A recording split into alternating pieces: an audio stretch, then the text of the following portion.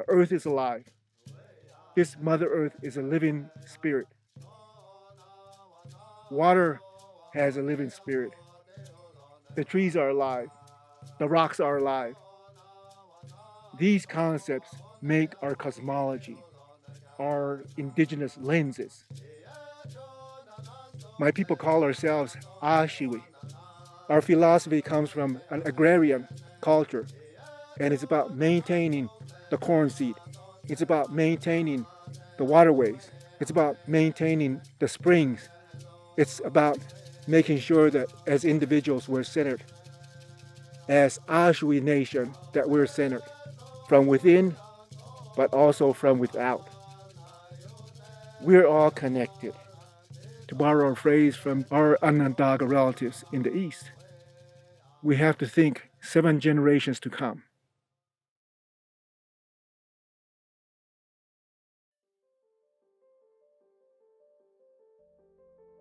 Scientists agree that Anthropocene started in 1492.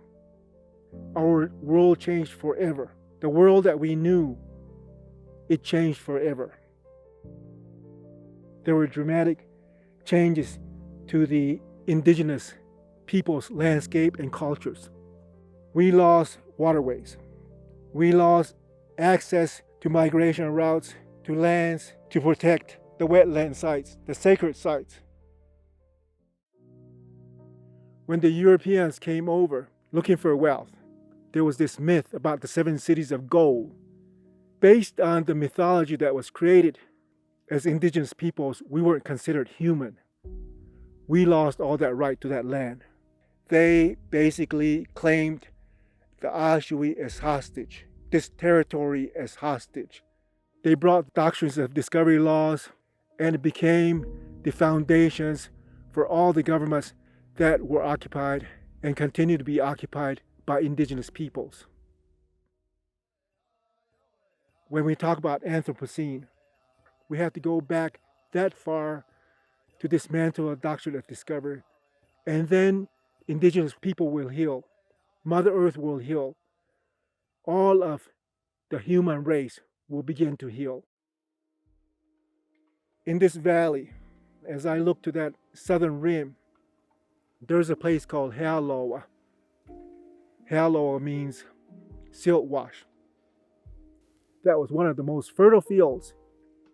The water regimes have changed so much that we can't even grow the hardiest of corn.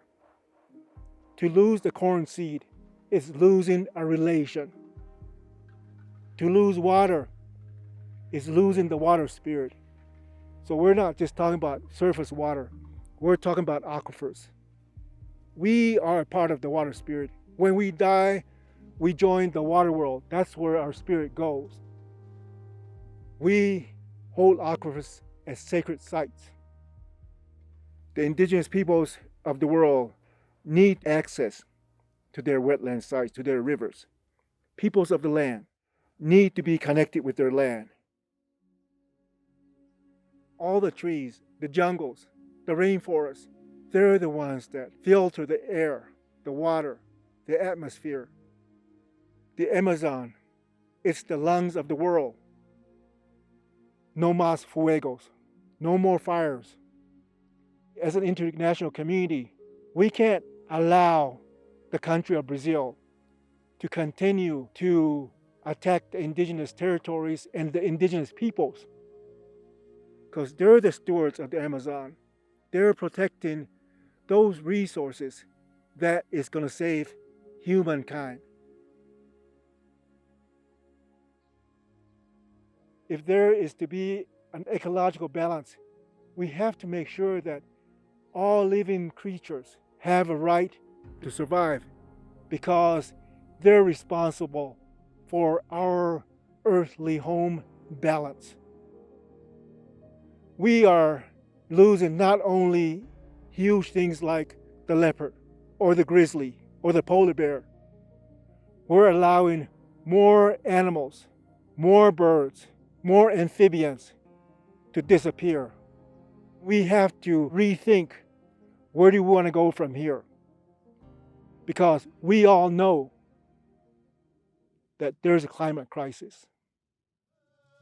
Our elders used to say that we're riding on tailbone. That's a prophecy. And the prophecy says that there will be overpopulation. We will exhaust all the resources. And that prophecy is unfolding already. It's a time where brothers start killing brothers. That's where we're at now. It's nations killing other nations. When I talk about climate refugees, our valley, the middle place, has been robbed of water.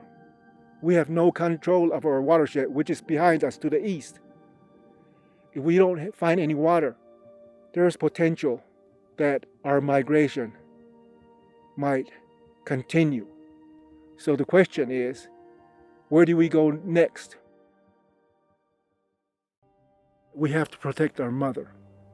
There's no other earth. This is home. It's not just about climate change. It's about how do we protect Mother Earth? How we're going to pass on the cultural knowledge, our understanding of the world, our language that carries the descriptions of how we see water, how we explain land. It's about honoring the ancestors' practices.